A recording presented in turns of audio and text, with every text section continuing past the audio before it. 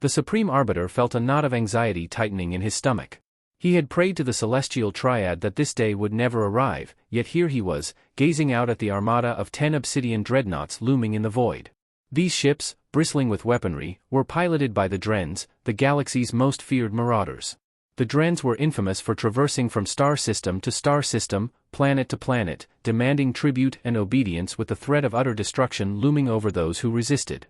Against their might, no civilization had ever stood victorious. The galaxy's only reprieve was that the Drens, for all their technological prowess, were notoriously inept negotiators.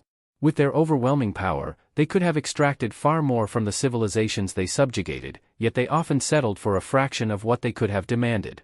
So the Supreme Arbiter found himself in an unenviable position. The Drens had approached the Interstellar Coalition's borders, and the Coalition's leaders had dispatched him and 12 other envoys to negotiate before the Drens decided to simply annihilate them.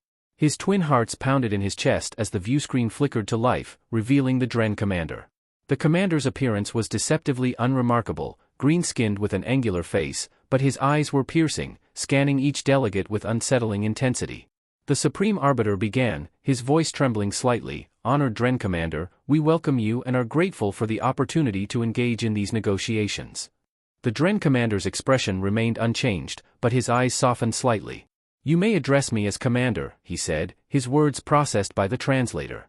"Thank you, Commander," the Supreme Arbiter replied, bowing his head.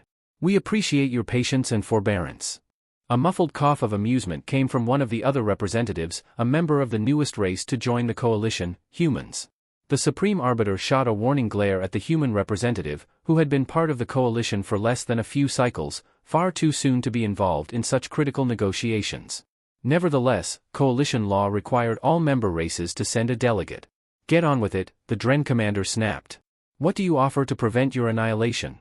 Swallowing hard, the Supreme Arbiter responded, "Mighty Commander, the Coalition offers you the third sector of our home system, from the star known as Rao to the planet called Trix, including thousands of mineral-rich asteroids, 30 planetary bodies, and their moons." The Dren commander leaned back, appearing disinterested and disappointed. "Next," he said, waving a hand at the viewscreen. One by one, the other representatives made their offers, each bowing deeply and promising vast sections of their domains, untold resources, and even fleets of ships. Then it was the human's turn. "Most esteemed and powerful Commander," the human began, standing tall and not bowing, much to the Supreme Arbiter's dismay. "As the newest member of the coalition, we cannot offer any of our territory or resources." The Supreme Arbiter's eyes widened in horror. What was this human doing? However, the human continued, "What we can offer you is a big glass of shut the hell up." A shocked silence fell over the chamber. The other representatives stared at the human in terror, certain they were all doomed. The Dren commander, who had been gazing around idly, snapped his attention back to the viewscreen, his eyes narrowing dangerously. "Who said that?" he demanded, his voice trembling with rage. Before the human could speak, every other representative pointed at him. The human looked around, unfazed, with a slight sneer. The Dren commander scrutinized the human intently. "I want to understand your intent," he hissed. "Did you mean to imply defiance?" The Supreme Arbiter began to stammer an apology, but the Dren commander roared, "Silence, worm." He pointed at the human. "I want him to speak for himself."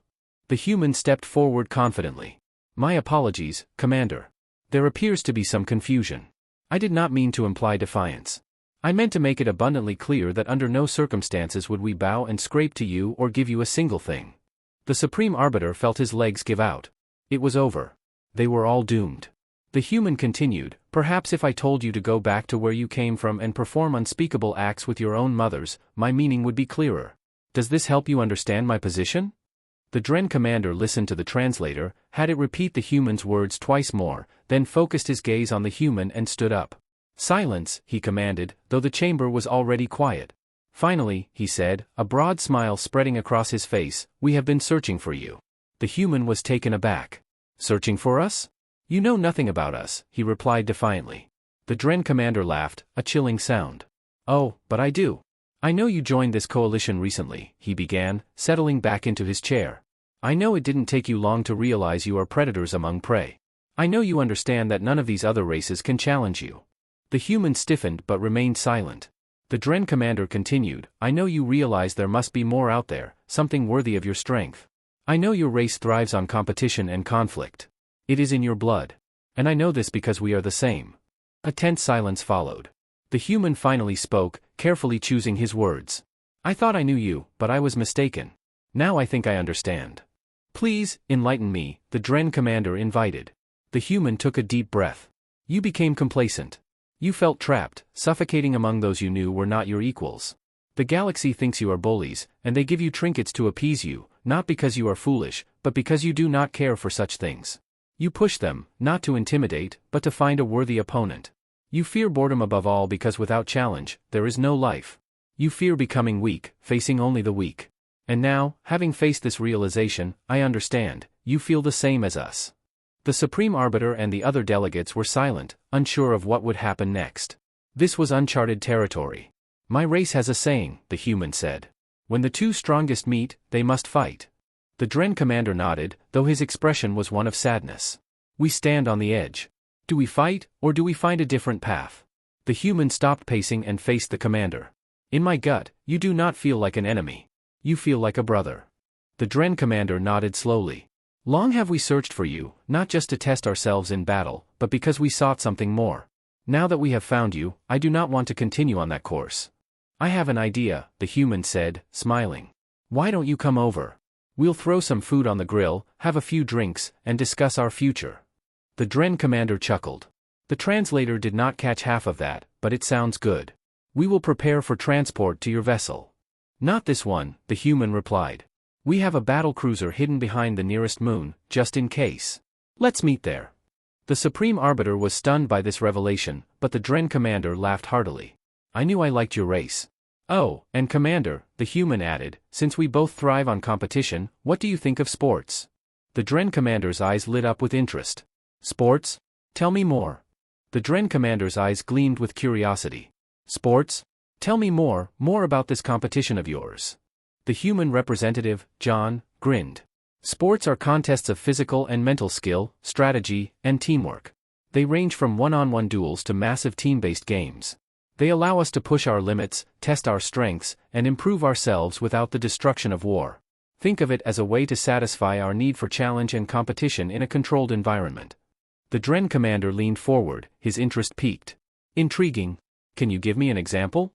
John nodded. Certainly. One of our most popular sports is called soccer, or football in some parts of our world. It's played between two teams of 11 players each. The objective is to score goals by getting a ball into the opposing team's net, all while following specific rules. It requires agility, strategy, teamwork, and endurance. The Dren commander's eyes narrowed thoughtfully. A game of skill and strategy. I like the sound of that. It seems it would be an excellent way to test our abilities without unnecessary bloodshed. Exactly, John agreed. We have many such sports, some that emphasize strength, others that focus on speed, strategy, or precision. There are even simulations that mimic battle scenarios without any real danger. It's a way to keep our competitive edge sharp. The Dren commander sat back, a contemplative look on his face. Your proposal is interesting. It offers a way for us to engage without the need for constant conflict. I think our people would be eager to participate in such competitions. John's grin widened. I'm glad you think so. Perhaps we could arrange a series of matches between our best athletes and warriors. It would be a way for us to